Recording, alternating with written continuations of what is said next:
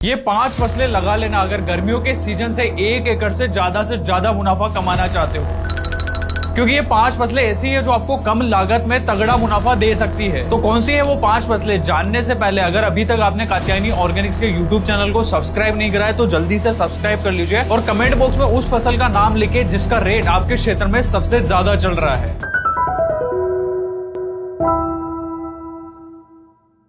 तो किसान मित्रों, बिना किसी देरी के वीडियो को शुरू करते हैं और बात करते हैं पहली फसल के बारे में। वही फसल है भिंडी की फसल। किसान मित्रों, भिंडी एक ऐसी फसल है जो हमेशा जब भी टेम्परेचर ज्यादा होता है, आपके क्षेत्र में तापमान लगातार बढ़ता जा रहा है ना, बेसिक कंडीशन में ज्यादा से ज्यादा पैदावार देखने को मिलती है। और भिंडी का जो प्रोडक्शन रहता है ना, इसके ऊपर टेम्परेचर का कोई भी ज्यादा प्रभाव नहीं पड़ता। इसलिए आप मार्च महीने या फिर अप्रैल महीने के अंदर आराम से भिंडी की बुआई कर सकते हो और इससे ज्यादा से ज्यादा प्रोडक्शन प्राप्त कर सकते हो। लेकिन किसान मित्रों, भिंडी की बुआई करते समय आपको 2 बातें सबसे ज्यादा जरूरी ध्यान में रखनी है। जिसमें सबसे पहली बात आती है, आपको हमेशा हाइब्रिड बीज लेना है, क्योंकि भिंडी की जब भी आप बुआई करते हो ना, स्पेशली गर्मियों के सीजन में, अगर गर्मियों के सीजन में आप भिंडी की बुआई करने जा रहे हो तो आपको हमेशा हाइब्रिड बीज ही लेना है। क्योंकि हाइब्रिड बीज में क्या होता है ना कि जो तुड़ाई क्षमता होती है ना, वो ज्यादा देखने को मिलती है। और जो इंटरनोड रहते हैं, मतलब फूल से फूल की जो दूरी रहती है या फिर भिंडी से भिंडी की जो दूरी रहती है ना, वो भी शॉर्ट होती है। यानी कि जो आपको तुड़ाई है वो भी ज्यादा मिलेगी। प्रति पौधे आपको भिंडियों की जो संख्या यानी कि फ्रूट्स की जो तुड़ाई है ना, वो भी ज्यादा देखने को मिलेगी। इसलिए आपको हमेशा हाइब्रिड बीज का ही चयन करना है। अब दूसरी बात आपको ये ध्यान में रखनी है कि जो गर्मियों वाली भिंडी अपन लगाते हैं ना, इसके अंदर येलो वेन मोजेक वायरस यानी कि पीला मोजेक वायरस जो है ना, वो ज्यादा देखने को मिलता है। ये स्पेशली भिंडी की फसल के अंदर ही लगता है, जो सबसे ज्यादा नुकसान पहुंचाता है। और इसको फैलाने के पीछे सफेद मक्खी यानी कि व्हाइट फ्लाई का हाथ होता है। तो आपको सबसे पहले काम यही करना है कि आपको व्हाइट फ्लाई जो है वो अच्छे से कंट्रोल करनी है, ताकि भिंडी की फसल में पीला मोजेक वायरस ज्यादा फैले नहीं। जिस पौधों में है उनको आप खेत से बाहर निकाल दे, ताकि अन्य पौधों के अंदर वायरस के प्रकोप देखने को न मिले। तो ये 2 बातें अगर आप ध्यान में रखते हो तो आप भिंडी की फसल से ज्यादा प्रोडक्शन भी निकाल सकते हो। साथ ही साथ में भिंडी आपको ज्यादा से ज्यादा मुनाफा भी देके जा सकती है। किसान मित्रों, दूसरे नंबर पर हमने एक ऐसी फसल को रखा है जिसका हाई टेम्परेचर पर प्रोडक्शन के ऊपर कोई प्रभाव नहीं पड़ता है। वही है तिल की फसल। किसान मित्रों, तिल एक ऐसी फसल है जिसे आप गर्मियों के सीजन में ना केवल बुआई कर सकते हो, बल्कि इससे ज्यादा से ज्यादा प्रोडक्शन भी प्राप्त कर सकते हो। गर्मियों के सीजन के अंदर ना तो इसके अंदर आपको रोग देखने को मिलेंगे, ना ही ज्यादा इसके अंदर किसी प्रकार के कीटों का हमला होता है, और बढ़वार से संबंधित भी इसके अंदर कोई समस्या नहीं आती है। आपको सिर्फ बीज और शुरुआती दौर में जो खाद डलती है उसके ऊपर ही खर्चा करना है। इसलिए शुरुआती दौर में अगर आप थोड़ा सा खाद के ऊपर अच्छा सा मैनेजमेंट रख लेते हो तो आप प्रोडक्शन जो है वो अच्छा निकाल पाओगे। और इसका जो प्रोडक्शन रहता है उसके साथ ही साथ में इसका जो मार्केट रेट है वो भी आपको ज्यादा देखने को मिलेगा। आपने भी देखा होगा कि पिछले साल गवर्नमेंट ने जो MSP लागू करी थी, उसमें सबसे ज्यादा जो वृद्धि हुई थी वो तिल की फसल पे ही हुई थी। क्योंकि भारत सरकार भी चाहती है कि जो तिलहन वाली जो फसलें हैं उनका प्रोडक्शन इंडिया में ज्यादा से ज्यादा हो, उनके ऊपर फार्मर ज्यादा से ज्यादा फोकस करे। तो तिल ऐसी फसल है जिसके ऊपर आपको ज्यादा फोकस करना चाहिए और इसकी जो MSP है आप उसका ज्यादा से ज्यादा लाभ प्राप्त कर सकते हो। किसान तो तिल की जो फसल रहती है ना, ज्यादातर आपको राजस्थान हो गया, गुजरात हो गया, मध्य प्रदेश हो गया और छत्तीसगढ़ हो गया, इन्हीं राज्यों में देखने को मिलती है। अगर आप इन राज्यों में है तो आप आराम से तिल की खेती कर सकते हो, किसी भी प्रकार की कोई समस्या देखने को नहीं मिलने वाली है। और साथ ही में अगर आपके पास में कम पानी की सुविधा है, गर्मियों में आप ज्यादा सिंचाई नहीं कर सकते हो, तो भी तिल की जो फसल रहती है ना वो सबसे सुटेबल मानी जाती है। अगर आपके पास में 2 से 3 बार पानी देने की सुविधा है तो आप आराम से तिल की खेती कर सकते हो। और तिल की सबसे अच्छी बात मानी जाती है कि ये मात्र 90 और 120 दिन में ही पक्के तैयार हो जाती है, तो ज्यादा समय नहीं लेगी। अगर आप इसे मार्च या फिर अप्रैल महीने में लगाते हो तो आपका जो खेत रहेगा वो जून महीने में आराम से खाली हो जाएगा, जिससे आप गर्मियों के सीजन में जो खेत खाली पड़ा हुआ है उससे आप ज्यादा से ज्यादा प्रोडक्शन प्राप्त कर सकते हैं। किसान तो तिल की जो फसल रहती है ना, इसके अंदर आपको रोग और कीटों का जो हमला है ना वो भी कम देखने को मिलता है। शुरुआती दौर में कुछ रस चूसक कीट आते हैं, अगर इसका स्प्रे आप लगा देते हो तो रस चूसने वाले जो कीट रहते हैं वो काफी आसानी से कंट्रोल हो जाते हैं। उसके बाद में जब पौधों के अंदर फूल आना शुरू होते हैं या फिर फलियां बनना शुरू होती है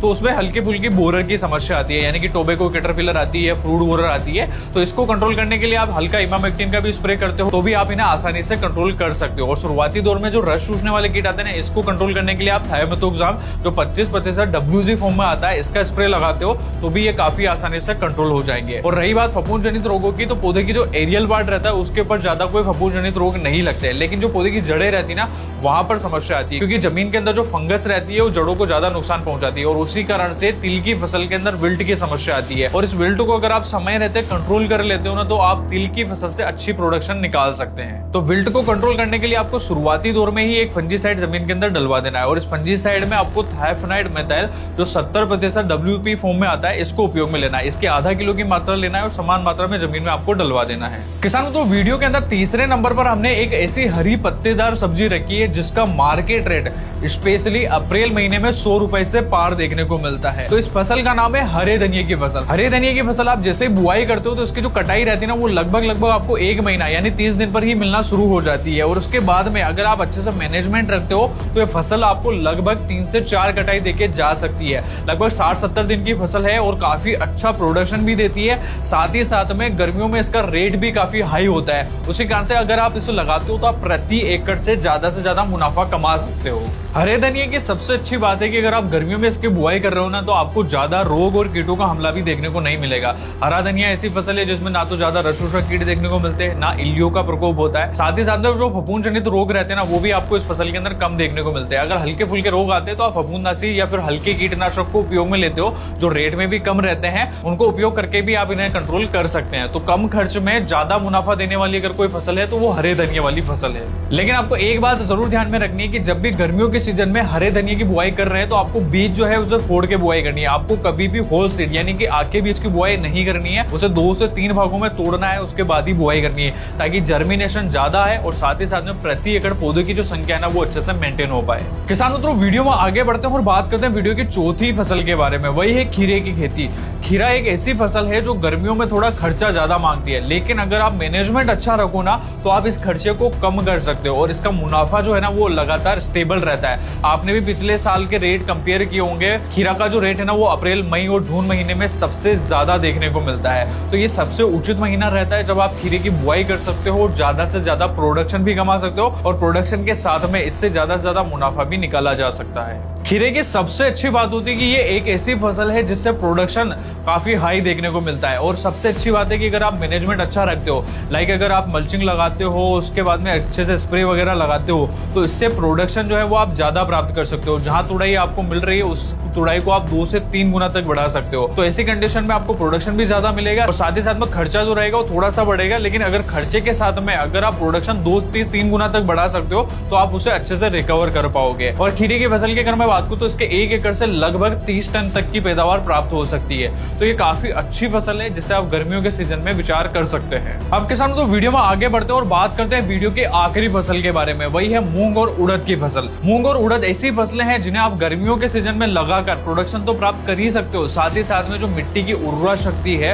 उसको भी बढ़ा सकते हो, क्योंकि ये दोनों ही फसलें जो है ये लेग्यूम क्रॉप है, यानी कि दलहनी फसलों के अंदर आती है, जिनकी जड़ों में नोड्यूल होते हैं और इन नोड्यूल में नाइट्रोजन फिक्सेशन होता है। इसी कारण से अगर आपकी मिट्टी में नाइट्रोजन की कमी है तो भी ये बढ़ाने का काम करेगी। साथ ही साथ में इससे आप कम समय में ज्यादा से ज्यादा प्रोडक्शन प्राप्त कर सकते हो। मूंग और उड़द लगाने से पहले आपको एक बात जरूर ध्यान रखनी है, क्योंकि गर्मियों के सीजन में आप जब भी मूंग और उड़द की बुआई कर रहे हो तो इसका जो बीज दर रहता है ना, वो आपको बढ़ा के लेना है। जहां पर आप खरीफ सीजन में 8 किलो प्रति एकड़ के हिसाब से बीज दर रखते हो, उस बीज दर को आपको बढ़ा के गर्मियों के सीजन में स्पेशली 10 से 12 किलो तक रखना है। इससे क्या होगा ना कि प्रति एकड़ पौधों की जो संख्या है वो अच्छे से मेंटेन हो पाएगी, साथ ही साथ में प्रोडक्शन के ऊपर भी कोई फर्क देखने को नहीं मिलेगा। उसके बाद में आपको दूसरी बात ये ध्यान में रखनी है कि मूंग और उड़द की जो फसल रहती है ना, इसके अंदर पीला मोजेक वायरस की समस्या काफी ज्यादा आती है। बीते कुछ सालों में मूंग और उड़द की जो फसल रही है ना, गर्मियों के सीजन में स्पेशली गर्मियों का जो सीजन रहता है उस समय पर व्हाइट फ्लाई का अटैक काफी ज्यादा हुआ है और इस व्हाइट फ्लाई की वजह से ही ये रोग ज्यादा फैलता है। तो आपको पीला मोजेक वायरस को कंट्रोल करना है तो आपको सबसे पहले व्हाइट फ्लाई को कंट्रोल करना है। अगर आप इसे सही समय पर कंट्रोल कर लेते हो तो पीला मोजेक वायरस आपकी फसल के अंदर ज्यादा नहीं आएगा। और रही बात इनके पक्के तैयार होने की, तो मूंग और उड़द ये दोनों ही जो फसलें रहती है ये 60 से लेके 80 दिन में पक्के तैयार हो जाती है। और हाँ, मूंग और उड़द इन दोनों ही फसलों के ऊपर हमने ऑलरेडी एक सीरीज चला रखी है। अगर आपने इस सीरीज के वीडियो नहीं देखे तो जल्दी से जाके इन वीडियो को देखिए। उसके बाद में आपको पूरी तरीके से समझ में आ जाएगा कि मूंग की बुआई कब करनी चाहिए, वैरायटी कौन सी लेनी चाहिए,